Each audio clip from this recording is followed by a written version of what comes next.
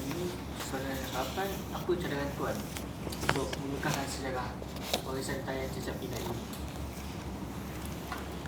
Harapan Cadangan tuan lah untuk macam mana nak kekalkan tarian Cacat Pinai.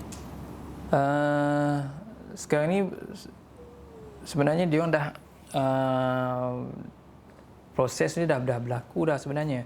Sebab kalau kita tengok macam tadi dah beritahu darjah 3 pun dah ada menceritakan berkenaan dengan tarian Cacat Inai. Kemudian di sekolah seni pun dah ada silibus berkenaan dengan tarian Cacat Inai. So pada saya tak risau berkenaan dengan pengekalan tarian tersebut, sebab bila dah ada silibus maknanya dia akan seterusnya lah, kecuali ditukar silibus tersebut. So pada saya ialah benda tu dah dilakukan dilakukan oleh pihak-pihak tertentu untuk mengekalkan seni budaya yang kalau nak ikutkan memang dia nampak simple, tapi sebenarnya kalau kita perhatikan betul-betul, kita kaji balik betul-betul tarian ni, dia boleh dapat membawa kita kepada sejarah-sejarah lama kita, kan. Kalau contoh ialah macam kita tengok daripada tarian ni membuatkan kita mencari dan mengkaji sejarah istana tersebut, kan, zaman Melaka, dan dari situ kita akan kadang-kadang bila kita seronok baca tu, dia akan jadi terlupa dah berkenaan tarian ni, kita dah seronok pula kepada cerita pasal Sultan Melaka, kan, peperangan lah di sana lah, apa semua, kita nak tahu kebenaran. So pada saya dah jadi baguslah, kan, baguslah untuk buat sesuatu benda tu dikekalkan dan ditambah baikkan. Tuan ada bahagian untuk menulis buku tarian Cacat Pinai yang kedua? Itulah rasa mungkin saya akan buat, dan mungkin ya, mungkin tidak. Macam tu. Sebab bila kalau saya buat untuk yang kedua, untuk penambahbaikan, dia dah jadi orang kata apa? Dah jadi versi lain. Kalau kita tengok kat sini, yang saya dah tulis untuk cetakan pertama, cerita dia begini. Kalau saya nak sambung, mungkin saya akan benda tu jadi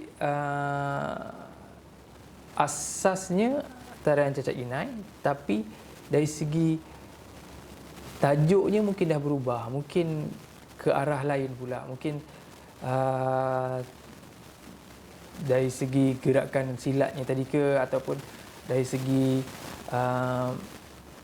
tapi jaranglah kalau untuk satu-satu tarian tu kita buat buku sampai ke matlamat yang terakhir tu, saya rasa belum ada orang buat lagi sebut. Cuma apa yang dia buat, versi tu je lah berbeza.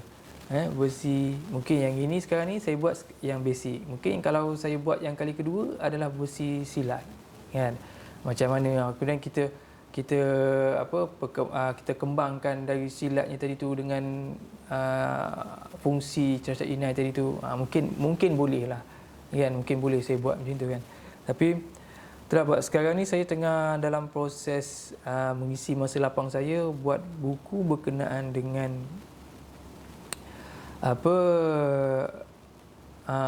silat dan tari. Mungkin saya boleh masukkan juga berkenaan dengan tarian Cacat Inai ini ke dalam silat dan tari saya. Saya boleh dalam buku tersebut saya mungkin saya masih dalam proses penulisan kat situ. So saya buat versi silat dalam versi tari dan silat dalam versi bersilat. So dalam tempo apa semua. Kat situ itulah saya dalam proses membuat satu buku barulah. Okay, kalau kita tengok inisiatif yang kerajaan ambil contohnya, kerajaan terbitkan buku dalam memperkenalkan tarian cacat inai dalam kalangan student dan kalangan murid. Tapi kalau macam NGO ada tak yang terlibat dalam tarian cacat inai macam NGO? Setakat ni.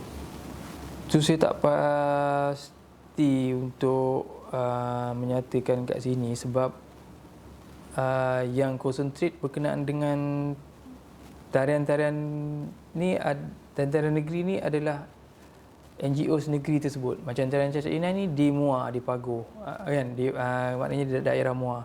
So yang sepatutnya highlightkan tarian tersebut adalah, kalau katakan NGOs di kawasan situ ataupun jabatan kebudayaan di situ. Dia yang akan mengusahakan dari segi perlu ke tak perlu ke tarian tu di highlightkan, maknanya diperkenalkan.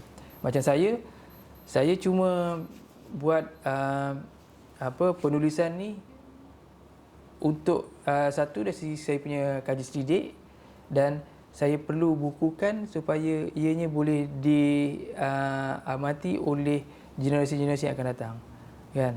Sekurang-kurangnya apa yang saya buat ni ada hasil dia, macam tu. Apakah cara yang diambil oleh Istana Budaya untuk memperkenalkan tarian ini kepada generasi pada hari ini? Seperti promosi, pertandingan? Setakat ni kita baru buat persembahan dan promosi je lah. Promosi dari segi macam buku. Macam Istana Budaya ni dia banyak fokus kepada persembahan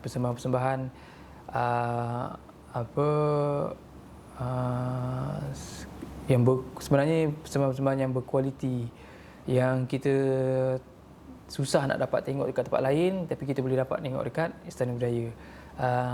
Persembahan-persembahan yang orang jarang lihat, kadang-kadang contoh macam saya di Kedah tapi saya jarang lihat tarian Sarawak, tapi di Istana Budaya kita ada buat, kita ada persembahkan, kita ada item kategori item-item tarian tersebut. Sabah, Sarawak, maknanya satu Malaysia ni kita memang di Istana Budaya ni memang perlu tahu, senang. Itu yang tugas koreografer tadi tu, dia perlu tahu semua tarian-tarian walaupun dia tak master, sekurang-kurangnya dia tahu basic, kan. At least dia boleh mengajar dan buat koreografi baru untuk buat di Istana Budaya untuk tatapan orang lain. Sebagai penutup pertemuan kita, apa nasihat Tuhan terhadap kita khususnya golongan anak muda mengenai tarian cacat inai?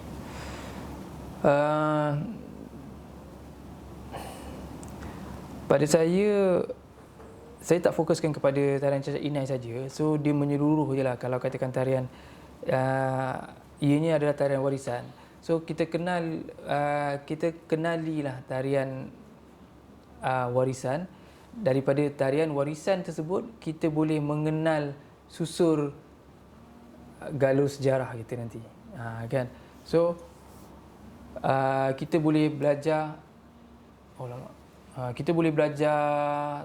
tarian tersebut.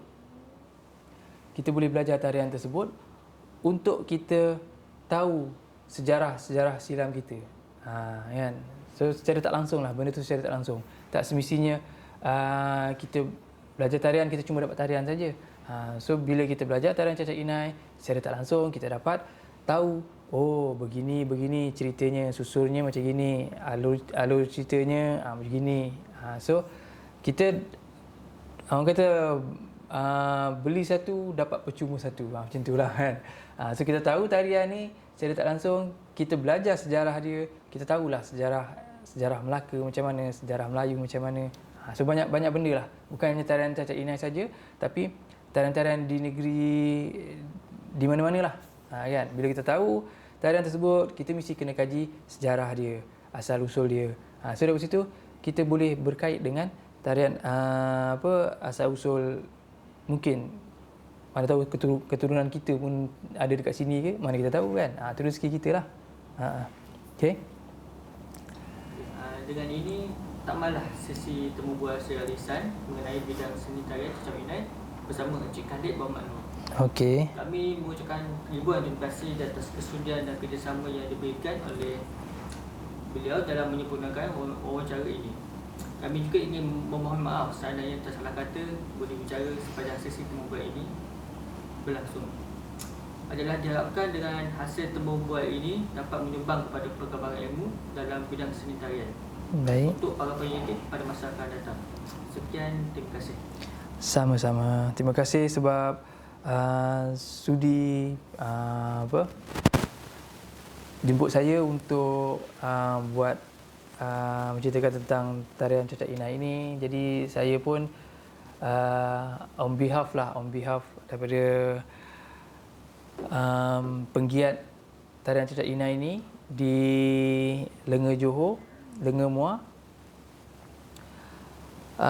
mengucapkan terima kasih kerana secara tak langsung membantu mereka untuk memperkenalkan tarian-tarian mereka. Terima kasih.